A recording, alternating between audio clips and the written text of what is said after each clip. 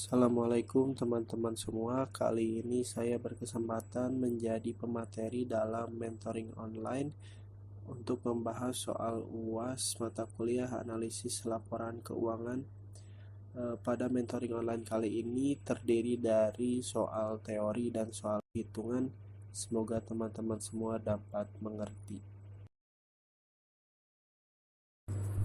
Langsung saja untuk soal yang pertama, yaitu jelaskan apa yang dimaksud dengan investasi modal dan mengapa investasi modal sangat diperlukan dalam operasional perusahaan. Investasi modal merupakan penanaman uang atau modal pada suatu perusahaan atau proyek untuk tujuan memperoleh keuntungan dan digunakan oleh pihak perusahaan untuk menjalankan operasional perusahaannya.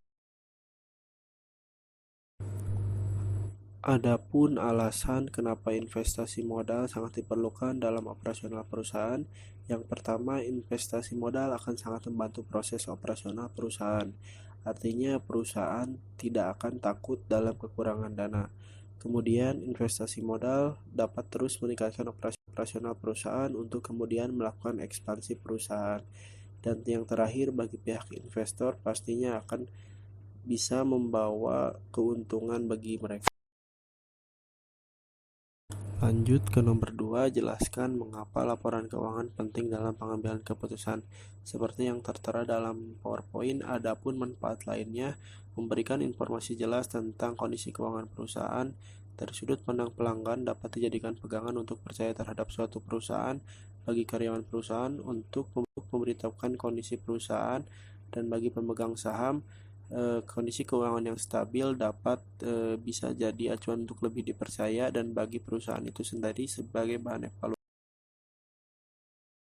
Lanjut ke nomor 3, sejauh manakah pentingnya memperhitungkan BEP dalam pengambilan keputusan seperti yang tertera dalam PowerPoint.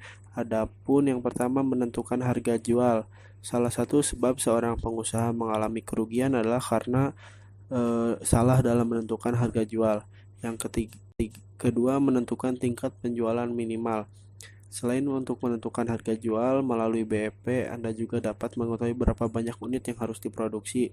Yang ketiga, sebagai pengendalian aktivitas produksi. Sekarang kita lanjut ke soal hitungan. Di sini terdapat laporan keuangan dari PT Asia Afrika berupa neraca dan laporan laba rugi yang nantinya akan dijadikan data untuk membantu kita dalam mengisi soal hitungan. Langsung saja kita mencari rasio lancar. Rumusnya aktiva lancar dibagi dengan hutang lancar. Untuk rasio lancar 2018 sebesar 4,7 miliar dibagi 2,3 miliar dan didapatkan angka 2,04. Dan untuk rasio lancar tahun 2019 14,3 miliar dibagi 3,1 miliar didapatkan 4,61. Untuk penjelasannya ada di slide selanjutnya.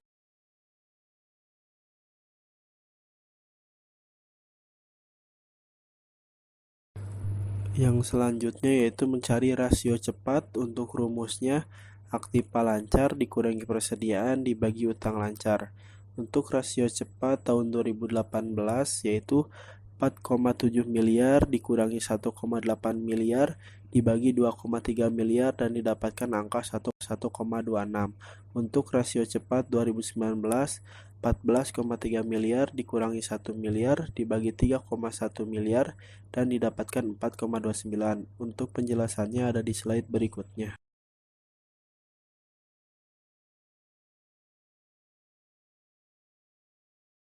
Yang ketiga, kita mencari rasio kas. Untuk rumusnya, kas ditambah surat berharga dibagi utang lancar. Untuk rasio kas tahun 2018, 700 juta ditambah 700 juta dibagi 2,3 miliar didapatkan angka 0,61. Dan untuk rasio kas tahun 2019, 10 miliar ditambah 2,5 miliar dibagi 3,1 miliar didapatkan angka 4,03. Untuk penjelasannya ada di slide berikutnya.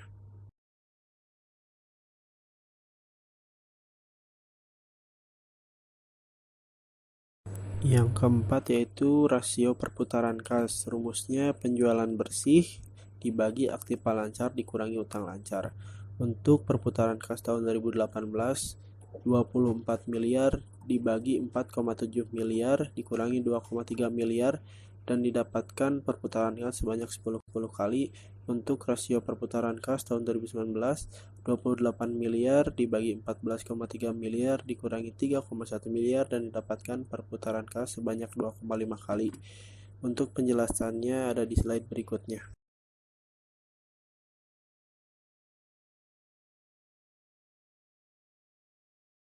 Yang terakhir yaitu rasio modal kerja terhadap total aset. Rumusnya aktiva lancar dikurangi utang lancar dibagi total aktiva. Untuk tahun 2018, 4,7 miliar dikurangi 2,3 miliar dibagi 12,5 miliar didapatkan 19,2%.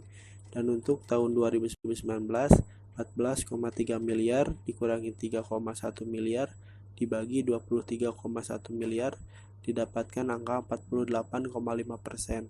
Untuk penjelasannya ada di slide berikutnya.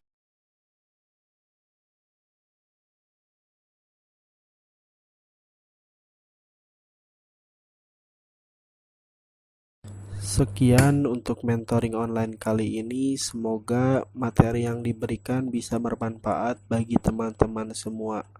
Assalamualaikum warahmatullahi wabarakatuh.